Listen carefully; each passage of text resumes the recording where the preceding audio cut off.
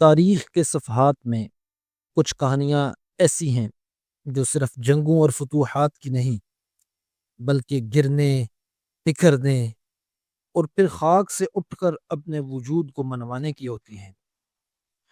یہ کہانی ایک ایسے ہی بادشاہ کی ہے، ایک شہزادہ جو وارث تو بنا مگر قسمت نے اسے در در کا مسافر بنا دیا۔ یہ کہانی ہے سلطنت مغلیہ کے دوسرے تاجدار نصیر الدین محمد ہمایوں کی۔ 26 دسمبر 1530 بابر کا وقت تمام ہوا اور ہمایوں تاج و تخت کا وارث قرار پایا، مگر جس تخت پر وہ بیٹھا وہ تخت مضبوط نہیں بلکہ تقسیم شدہ اور خطرات سے گھرا ہوا تھا۔ بابر نے ہمایوں کے علاوہ اپنے 3 بیٹوں کو الگ الگ علاقے بانٹ دیے تھے۔ کامران مرزا کابل و قندھار میں، عسکری مرزا میوات میں، ہندال مرزا سنبل میں۔ ہمایوں کو کیا ملا؟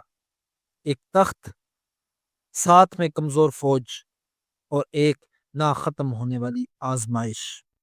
ہمایوں کے لیے سب سے بڑا چیلنج کوئی بیرونی دشمن نہیں بلکہ اس کے اپنے سگے بھائی تھے، خاص طور پر کامران مرزا جو کابل میں ایک طاقتور فوج رکھتا تھا۔ ہمایوں کے تخت نشین ہوتے ہی اس نے نہ صرف پنجاب اور ملتان کا تقاضا کرنا شروع کر دیا بلکہ خود کو بادشاہ کہلوانے لگا اور اپنے نام کے سکے بھی جاری کر دیے۔ وہ ہر مشکل وقت میں ہمایوں کی مدد کرنے کی بجائے اس کی راہ میں روڑے اٹکاتا رہا۔ گھر کی ان لڑائیوں کے ساتھ ساتھ باہر بھی 2 بڑے طوفان ہمایوں کا انتظار کر رہے تھے۔ مغرب میں گجرات کا سلطان بہادر شاہ اور مشرق میں بہار کا افغان سردار فرید خان، جو تاریخ میں شیر شاہ سوری کے نام سے امر ہوا۔ بہادر شاہ اگر ہمایوں کے دشمنوں کو پناہ دے رہا تھا تو شیر شاہ خاموشی سے اپنی طاقت بڑھاتا جا رہا تھا۔ ہمایوں ایک ہی وقت میں کئی محاذوں پر الجھا ہوا تھا، چنانچہ اس نے پہلے بہادر شاہ کو شکست دینے کا فیصلہ کیا۔ 1535 میں ہمایوں نے گجرات پر حملہ کیا۔ اس وقت بہادر شاہ مہارانا سے لڑائی میں مصروف تھا، اس لیے اس کی فوج کو مجبوراً منڈو قلعہ میں پناہ لینی پڑی۔ بہادر شاہ نے اپنے جدید توپ خانے کا سہارا لیا، لیکن ہمایوں نے کمال جنگی حکمت عملی کا مظاہرہ کرتے ہوئے اس کی رسد کاٹ ڈالی۔ بھوک اور فاقے کی کیفیت میں بہادر شاہ نے اپنا فوجی سامان برباد کیا اور راہ فرار اختیار کر لی۔ بہادر شاہ کے بھاگ جانے پر ہمایوں نے مغربی گجرات فتح کر کے منڈو، چمپانیر سمیت متعدد علاقوں پر قبضہ کر لیا، لیکن جیسے ہی وہ گجرات سے واپس پلٹا تو اس کے بھائی عسکری مرزا کی نااہلی کی وجہ سے گجرات ہاتھ سے نکل گیا۔ یہ ہمایوں کی پہلی بڑی غلطی تھی۔ اس نے دشمن کو شکست دی مگر فتح کو سنبھال نہ سکا۔ جب ہمایوں گجرات میں مصروف تھا تو شیر شاہ نے اپنی طاقت کو آسمان تک پہنچا دیا۔ اس نے بنگال فتح کر لیا اور اب اس کی نظریں تو دہلی کے تخت پر تھیں۔ ہمایوں کو خطرے کا احساس ہوا لیکن شاید بہت دیر ہو چکی تھی۔ 1539 میں دریائے گنگا کے جنوبی کنارے چوسا کے مقام پر دونوں فوجیں آمنے سامنے ہوئیں۔ شیر شاہ نے 3 مہینے تک مذاکرات کا جھانسا دیا اور پھر ایک طوفانی رات میں مغل فوج پر اچانک حملہ کر دیا۔ مغل فوج اس اچانک حملے کے لیے ہرگز تیار نہیں تھی۔ ہزاروں سپاہی مارے گئے یا گنگا کی بے رحم لہروں میں ڈوب گئے۔ خود بادشاہ ہمایوں کی جان خطرے میں تھی۔ وہ ڈوبنے ہی والا تھا کہ نظام نامی ایک بہشتی یعنی غریب پانی بھرنے والے نے اپنی مشق کے سہارے اس کی جان بچائی۔ یہاں تاریخ کا ایک انوکھا واقعہ روح پذیر ہوا۔ ہمایوں نے بعد میں اس احسان کا بدلہ اسے 2 دن کے لیے ہندوستان کا بادشاہ بنا کر چکایا۔ لیکن یہ جیت اس غریب کی تھی، بادشاہ تو جنگ ہار چکا تھا۔ جون 1939 کی شکست کے بعد ہمایوں وقتی طور پر بنگال سے نکل کر آگرہ پہنچا اور نئی فوج منظم کرنے کی کوشش کی۔ اس نے اپنے بھائیوں سے مدد مانگی، جن میں سے شہزادہ ہندال مرزا نے تو کچھ حمایت کا یقین دلایا، لیکن دوسرے بھائی بالخصوص کامران مرزا نے تخت کے لالچ میں تعاون سے بالکل انکار کر دیا اور لاہور جا کر اپنی الگ قوت جمع کر لی۔ بہرحال ہمایوں نے جو فوج اکٹھی کی اس کا شیر شاہ کی تربیت یافتہ افواج سے مئی 1540 میں کنوج کے مقام پر آمنا سامنا ہوا۔ دونوں لشکر ایک بار پھر دریائے گنگا کے کنارے آمنے سامنے تھے۔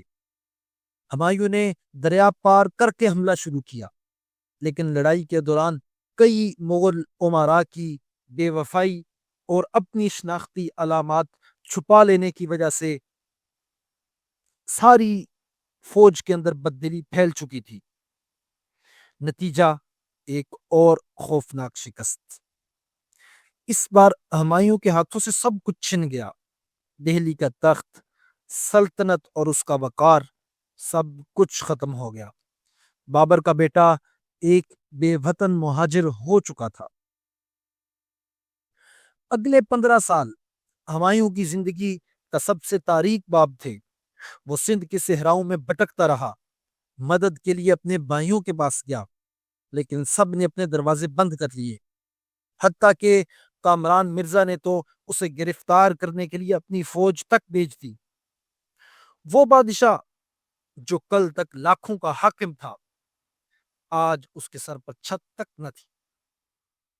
لیکن اسی صحرا کی خاک سے امید کا سورج طلوع ہوا۔ اسی جلاوطنی کے دوران 1542 میں امر کوٹ کے قلعے میں تاریخ کے عظیم ترین بادشاہوں میں سے ایک بادشاہ نے جنم لیا، جلال الدین محمد اکبر۔ ہمایوں مختلف ملکوں اور شہروں سے ہوتا ہوا آخر کار ایران کے شاہ طہماسپ کے پاس پناہ گزین ہوا۔ شاہ ایران طہماسپ نے کڑی شرائط کے تحت اس کی مدد کی اور ہمایوں 12,000 گھڑ سواروں کی فوج لے کر واپس پلٹا۔ اس نے سب سے پہلے 1545 میں اپنے غدار بھائیوں سے کابل اور قندھار چھینا اور ایک دفعہ پھر ہندوستان پر واپسی کی تیاری شروع کر دی۔ دوسری جانب ہندوستان میں شیر شاہ سوری کی موت کے بعد اس کی سلطنت خانہ جنگی کا شکار ہو چکی تھی۔ اس کے نااہل جانشین آپس میں لڑ رہے تھے۔ دہلی کا تخت کمزور اور غیر محفوظ تھا۔ یہ ہمایوں کے لیے ایک سنہری موقع تھا۔ 1555 میں سرہند کے مقام پر ہمایوں کی فوج کا مقابلہ سکندر شاہ سوری سے ہوا۔ یہ ایک فیصلہ کن جنگ تھی۔ اس مارکے میں مغل افواج کی قیادت ہمایوں کے سپہ سالار بیرم خان نے کی، جبکہ دوسری طرف خود سکندر شاہ سوری اپنی تقریباً 90,000 کی فوج کے ساتھ میدان میں اترا۔ بیرم خان نے جنگ میں ایک غیر معمولی جنگی چال چلتے ہوئے ظاہری پسپائی اختیار کی۔ شدید بارش اور آندھی کے دوران مغل فوج نے دشمن کو آگے بڑھنے پر اکسایا، بالکل ویسے ہی جیسے ماضی میں شیر شاہ سوری نے چوسا کی جنگ میں ہمایوں کو دھوکہ دے کر شکست دی تھی۔ چنانچہ جوں ہی سکندر سوری کی فوج تعاقب کرتی ہوئی بے ترتیب آگے بڑھی تو پہلے سے مورچہ زن مغل توپ خانے اور تیر اندازوں نے اچانک جوابی وار کر کے دشمن کو تہس نہس کر دیا۔ نتیجتاً سکندر شاہ سوری کی فوج بری طرح شکست کھا چکی تھی اور وہ خود جان بچا کر سیوالک کے پہاڑوں کی طرف فرار ہونے پر مجبور ہو گیا۔